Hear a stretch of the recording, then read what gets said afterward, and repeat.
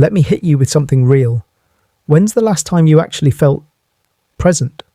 Not doom scrolling, not replaying that awkward conversation from 3 years ago, not performing some version of yourself for people who aren't even watching. Just here, breathing, alive, grounded.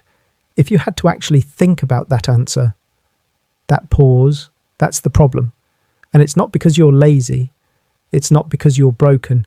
It's not because life just hit different for you. It's because nobody, not your school, not your parents, not any motivational poster that ever existed, nobody ever taught your brain how to stop running away from itself. But today, that changes. Stay locked in. Because what I'm about to show you isn't a hack. It isn't a trend. It's the thing your mind has been waiting for. And it takes less than 60 seconds to feel it work. Picture this. Random Tuesday afternoon. No breakup, no layoff, no disaster. Nothing officially wrong, but you're just off. Like someone quietly dimmed the lights inside you, and you don't even know which switch they touched.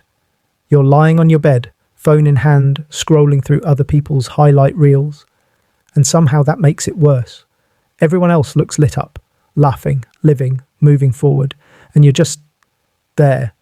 Ceiling fans spinning, mind going nowhere good, and then it starts, that voice. Why do I even feel like this? Nothing bad happened. I have no right to feel this way. Maybe I'm just broken. Maybe this is just who I am. Someone who can't hold it together for no reason. Maybe everyone else got some instruction manual for life, and mine got lost in the mail. And the more you try to logic your way out of it, the deeper you sink. Sound familiar? Yeah, I know it does. Because that Tuesday, it doesn't care how successful you are. It doesn't care how many followers you have, how good your life looks from the outside, or how many times you've told yourself to just think positive. It shows up anyway, uninvited, unannounced, no explanation required. And here's what nobody ever tells you about that feeling. It is not a character flaw. It is not evidence that you're weak. It is not your past catching up to you or your future warning you. It's just your brain, doing exactly what it was wired to do, scanning for threats, replaying pain, preparing for disasters that haven't happened and probably never will. Your brain isn't punishing you, it's just stuck, running an old program on autopilot, a loop it learned somewhere along the way and never got the signal to stop. But here's where everything shifts, because a stuck loop can be interrupted, and I'm going to show you exactly how. Okay. Let's get into what's actually happening inside your skull. Your brain has a built-in system. Scientists call it the default mode network, the DMN. And here's the thing about the DMN. It doesn't need your permission to turn on. The second you stop focusing on something specific, the second your attention drifts, it activates. Like a TV that switches itself on the moment the room goes quiet. And what does it play? Not highlights. Not your proudest moments. Not the people who love you or the things you've built. It plays the worst of it. That thing you said in 2019 that made everyone go quiet.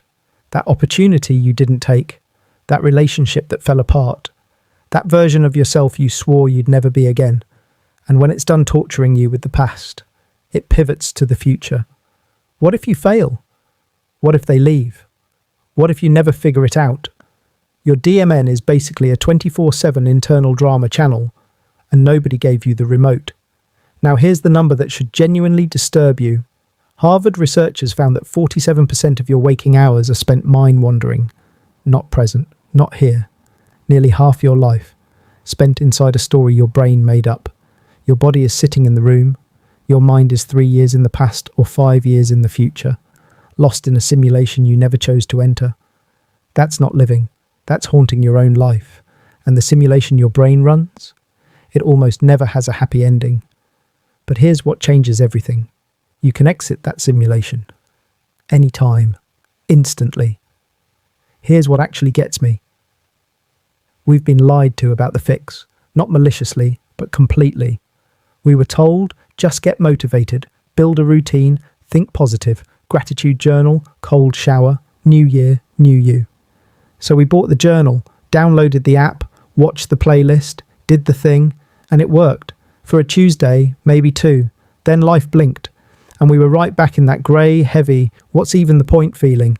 You know why?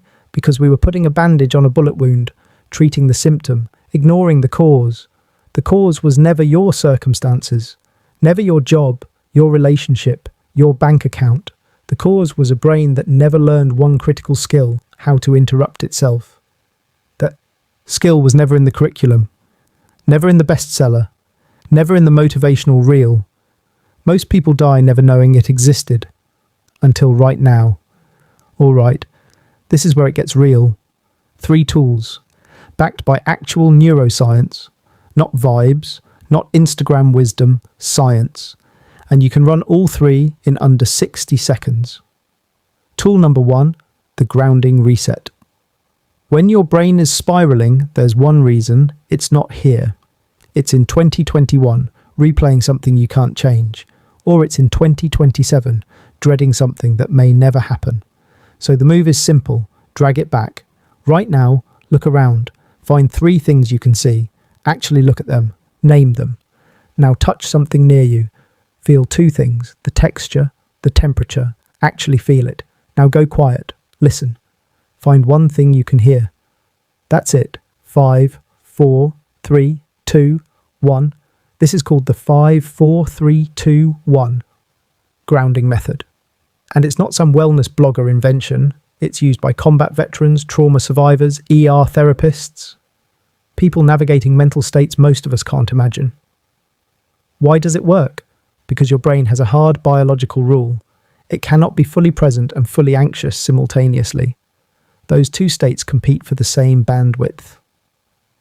The moment you force genuine sensory attention, really seeing, really feeling, really hearing, you yank your brain out of the simulation and back into reality.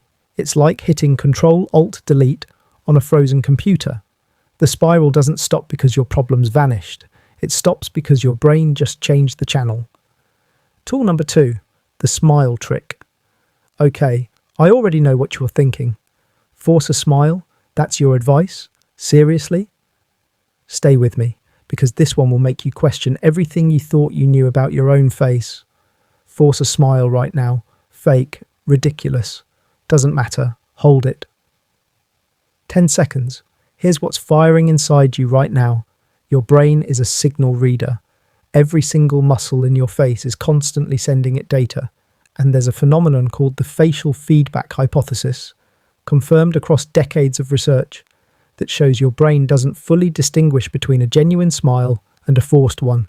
It sees the muscle movement, it reads the signal, and it starts responding. Dopamine, serotonin. Small amounts, but real ones. Measurable ones. Your brain essentially goes, "Oh, muscles say we're okay. Better adjust the chemistry." Does it cure depression? No. Does it solve your problems? Absolutely not. But it punches open a 10-second window, a gap in the spiral, where you can breathe, reset, and choose your next move. And in a downward spiral, 10 seconds is everything. Tool number 3, emotion labeling. This one is the one nobody talks about, and it might be the most powerful thing I share today. When something overwhelming hits you, anxiety, sadness, rage, that unnamed dread, don't push it down. Don't perform your way through it. Say it out loud. I feel anxious right now.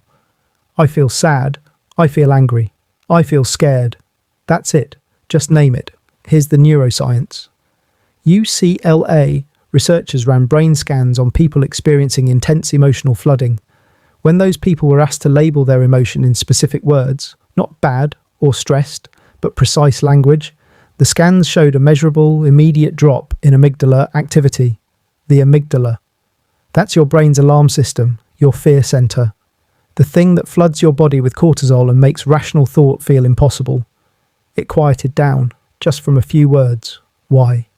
Because the moment you search for the right word, am I anxious or am I actually disappointed? Your prefrontal cortex fires up. That's the rational executive part of your brain, the adult in the room. And here's the rule. Your prefrontal cortex and your amygdala cannot run at full power simultaneously. One goes up the other comes down. Naming your emotion literally hands the steering wheel from your panic brain to your thinking brain. That's not therapy speak. That's neurological fact. So the next time you feel like you're drowning in something you can't even explain, don't fight it. Don't stuff it. Don't perform strength you don't have. Just say what it is. Because the moment you name the monster, it stops being a monster. It becomes something you can work with. Here's where everything flips. Your whole life, you were told, control your emotions, don't feel sad, stay positive, man up, push through, choose happiness, sounds powerful, feels motivating. It's also completely scientifically wrong. You cannot control your feelings, not even close. Emotions are biological events, chemical surges that fire before your conscious mind even knows what hit it. You didn't choose to feel that way. Your nervous system just did it. But here's the truth that rewired everything for me. You don't need to control the feeling. You just need to own the 90 seconds after it. Neuroscientist Dr. Bolte Taylor discovered something extraordinary. The physiological lifespan of an emotion, the actual chemical surge, is approximately 90 seconds. 90 seconds. After that, if it's still consuming you, that's not the emotion anymore.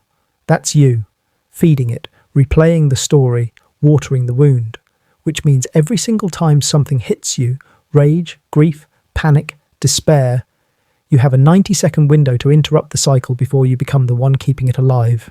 Those 3 tools I just gave you, they were all built for that window. You're not suppressing anything. You're not faking happiness. You're not pretending the pain isn't real. You're just refusing, consciously, powerfully refusing, to let your brain lock you inside a loop it invented without your permission. That's not weakness dressed up as strength. That's the actual thing. Let's come back to Tuesday. That grey, heavy, nothing even happened feeling sitting on your chest like a weight you never agreed to carry. Here's what that feeling actually is. Now that you know, it's not a verdict on your life. It's not evidence you're failing. It's just your brain defaulting, running the factory setting, playing the only channel it knows when nobody's steering. And now, you know how to steer. Not to fix everything, not to reinvent your entire existence before breakfast, just to press pause. Long enough to remember one thing: you are not your thoughts. You are the one watching them. That distance, that tiny, powerful gap between the feeling and your response, that's where your freedom lives. So next time Tuesday shows up uninvited, don't wait for motivation that isn't coming. Don't wait until you feel ready. You never will. Just use the 60 seconds. Ground yourself in what's real. Smile at your own brain like you finally understand the game it's been playing. Name what you feel and watch it lose its grip. Because here's the last thing I want you to carry out of this. You were never broken. Not on the bad Tuesdays, not in the grey seasons, not in the moments you thought everyone else had it figured out except you. Your brain was just running a loop nobody taught you to interrupt. Now you have the interrupt. Now you have the tools. Now you have the wheel. And that changes everything.